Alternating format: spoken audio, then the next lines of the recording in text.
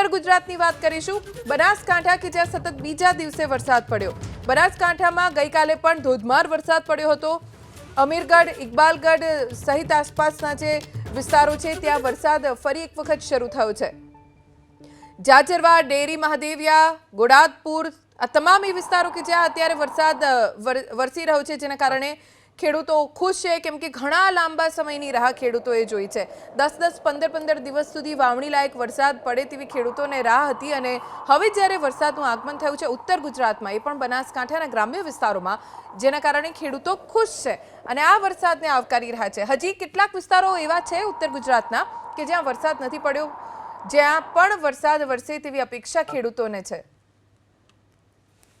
દાહોદમાં વરસાદનું આગમન થઈ ગયું છે। દાહોદના અલગ અલગ વિસ્તારોમાં વરસાદ પડ્યો। મધ્ય ગુજરાતના જિલ્લાઓમાં મેઘરાજાએ મહેર વરસાવી।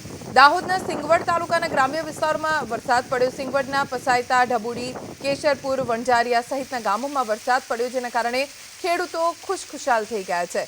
મધ્ય ગુજરાતના કેટલાક વિસ્તારો કે જ્યાં આજે સવારથી જ વાદળછાયું વાતાવરણ છે પણ વરસાદ નથી પડ્યો, ત્યાં રાહ જોવાઈ રહી છે અને બીજી તરફ જ્યાં જ્યાં પણ વરસાદનું આગમન થયું છે ત્યાં આ વરસાદ કાચા સોના સમાન સાબિત થઈ રહ્યો છે ધરતીપુત્રો માટે। એટલે જ સૌ કોઈ આ વરસાદને આવકારી રહ્યા છે, કેમ કે વરસાદની સાથે સાથે તાપમાનનો પારો પણ નીચે ગયો છે, વાતાવરણ ઠંડુ થઈ ગયું છે, જેની અપેક્ષા સ્થાનિકોને હતી। એવો જ વરસાદ વરસવાના કારણે ખુશ છે તમામ લોકો।